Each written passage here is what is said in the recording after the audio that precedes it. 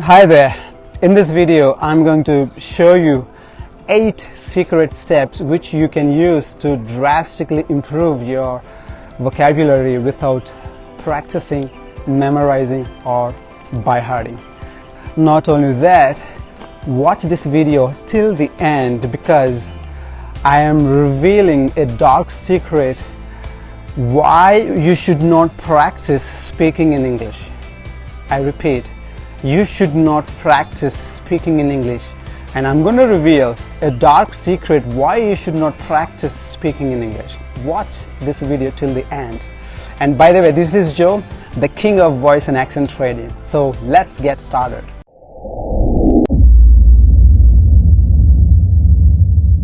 To improve your vocabulary drastically, people usually tell you to read books, right? No, you don't read books to improve your communication skills or to improve your fluency. No, you don't read books to improve your fluency. But why do you read books? Why people tell you to read books to improve your fluency? I'll tell you why. You don't read books to improve your fluency. Instead, you read books to fill your brains with information, to fill your brains with knowledge. That knowledge will help you to speak whatever the subject that you want to speak. Don't read books to improve your fluency because it will not help you. Read books to gain knowledge. We read books to gain knowledge, to gather words, alright? So, but basically, people usually don't read books. Why? You know, they are not interested to read books. Nobody is interested because our brains, and we don't like to take a painful action if you don't see a benefit in it. Unless you see a benefit in something you do, only then will you be able to do it, and only then you'll show interest and you get motivation.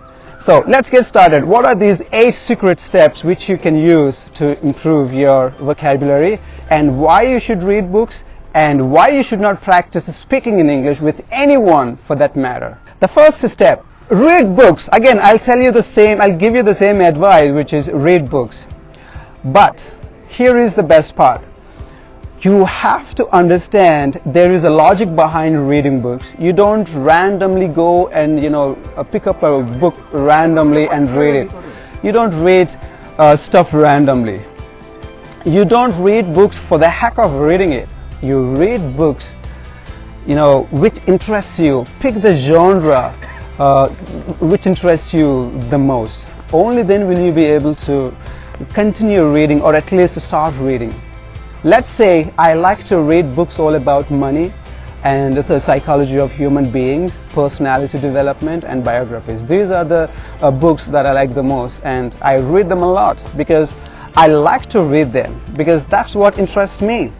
So you have to figure out which genre interests you the most. Only then will you be able to proceed, at least start reading books. Alright, so let's say, what are the genres available out there? There are books all about horror, comics, comedy, personality development, fitness, health, cars, politics, whatnot. There are many books out there, but choose the books which interest you the most and select one.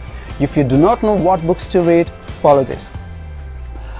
At least start with personality development books like Think and Grow Rich, The Richest Man in Babylon, or something like that. Read personality development books, or You Can Win by Shiv Khera, and there are many other books out there. Start reading, at least start with one book which interests you the most. Figure out which one do you like the most. Is it politics, or about cars, or is it fitness, or what is it? Right? Sure. So choose your favorite genre and choose one book. That's the first step. The second step, maintain a word journal. You have to have a word journal, alright? I'll tell you why. That is the second step. Third step, you already have chosen a genre and you also have chosen your favorite book, right? Now, start reading that book at least 30 minutes every single day. 30 minutes every single day. So start reading. So that is the third step. Fourth step, when you're reading that book, what happens is you come across multiple words which you do not know. You don't have to worry about all the words. Instead, what you have to do is pick up the words which you do not know but that interest you. Only those words. Only the words which interest you, but not all the words. So choose one word, or like 5 words, or maybe 3 words in that whole reading of that 30 minutes. Write that word in the journal. That's the 4th step. Writing a word that you do not know from that book in a journal is the 4th step. Alright, now we have written the word in the journal. And what the next step is, find out the meaning of the word and write its meaning beside it and an example. Remember, every word has multiple meanings, okay? In the dictionary you'll see 1, 2, 3 and 4. Every word has more than one meaning. Find out in which context the word is used and write that meaning alone just beside it and an example sentence just below it. Alright, that's the 5th step. Writing the meaning and a sentence just beside is it, like 5th step. Alright, the next step, what you have to do is, once you have written the meaning and the sentence, what you have to do is take a quick look at the meaning, the word and the example. Just take a quick look at it, just read it and then close it. Then go back to reading the book again. Alright, just go back to reading the book again. That's the 7th step. 8th step, repeat the process. Remember, don't memorize or don't by heart these words. Write its meaning and write its sentence. Take a quick look and read it aloud. Close it and go back to reading your book. Here comes the best part and the magic. What happens is, while you read that book, the word that you have written in the journal will be repeated multiple times in the forthcoming pages and forthcoming chapters. Right, okay, let me give you an example. Yesterday I was reading a book, Think and Grow Rich, like the 4th time or 5th time, I don't remember. I came across a word called nebulous. Nebulous. I don't know the word. I read the book multiple times, but that word didn't occur to me. So what I did, I looked for the word, I wrote that word in the journal and I found its meaning and then sentence. And then I took a quick look at it and then I went back to reading back again. What happened was, I came across the same word later. So I was like, I came across this word and I just wanted to find out its meaning again, but my mind didn't tell me, I couldn't remember the meaning of the word. So what I did, I came back to the journal and then, okay, the nebulous means not clear. That's when the second time I remembered it and I kept reading back again. So what happened later, I came across the same word again and now my mind told me, hey, you came across the same word again. The meaning of the word is not clear, because this word nebulous or nebula is used only for heavenly bodies, but the author in this book has used it differently, which is nebulous, which I haven't come across before. It means not clear. So this is the magic. The words which you have written in the journal will be repeated, because English, though it consists of many words, we use certain words which are understandable, which are understandable to the common people. Okay, so they don't use different words. So these words will be repeated. When you come across the same word again and again, then your mind will tell you, hey, you came across this word and you wrote this word in your journal and the meaning of the word is not clear. It will tell you. You don't have to take the pain of remembering the word, because your mind will tell you, because it processes the information that you did to gather those unfamiliar words. This is called the law of familiarity. The more you come across certain words, the more better you remember them. This is called the law of familiarity. You do this, you will never ever have to worry about forgetting words while speaking in English. These are the 8 steps. Repeat the process. Keep reading, keep reading, keep reading. Now, the second thing, you should not read books to improve your to improve your communication skills. Why? We read books to fill our brains and fill our brains with knowledge, not to improve fluency. When you have content in your brains, only then will you be able to say what you have here. If nothing is here, you cannot speak anything. You get it? So we basically read books to fill our brains with knowledge and information. Alright, now bonus part.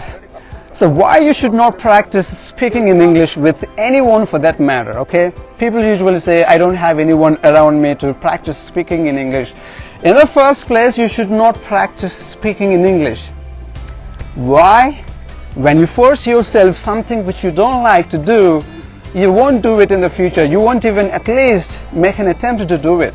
Don't do it. Don't practice speaking in English. Instead, incorporate what you want to say in your day-to-day life. Let's say kids when they are young and tender, they speak in their mother tongue, right?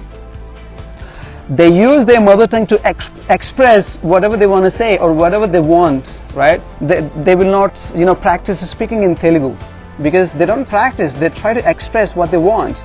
They try to express what they want to say. Okay, so practice speaking in English by incorporating it into your day-to-day life. Speak with your mom, speak with your dad, everybody in English. Only then will you be able to make this process of learning interesting. Let's say I used to speak in English with my mom, and she didn't go to school and she didn't know anything about English, okay? So I used to ask my mom, like, Mom, could you give me a glass of water? She couldn't understand, but she knew the word, the glass and water, right? Everybody knows it because we usually use English words, for certain things in our mother tongue. We still use English words, so they can understand. So my mom understood it, and she was like, oh, okay. అరే నువ్వేం మాట్లాడుతున్నావు నాకు అర్థం కావట్లేదురా okay water okay మంచినీళ్ళ oh wait. So she used to go and get me a glass of water. This is how I made the process of learning to speak English fluently and confident all by myself without ever going to any communication skills classes or spoken English or to any institute for that matter. Okay, so you do this, incorporate speaking in your day-to-day life. Whether it is right or wrong, just speak it, okay? You don't have to worry about making errors. Here we're not practicing. When you practice or when you try to force yourself to do certain things which you don't like to do, you would never do it. So that's it. You should never practice speaking in English. You should never force yourself speaking in English. Instead, incorporate it in your day-to-day life like I did. I used to speak with shopkeepers and old people, elders in my with everyone in my village. Okay, so I made the process of learning interesting. Even they would enjoy and you would enjoy. If you have any questions, just let me know in the comments below, and I would be happy to read them.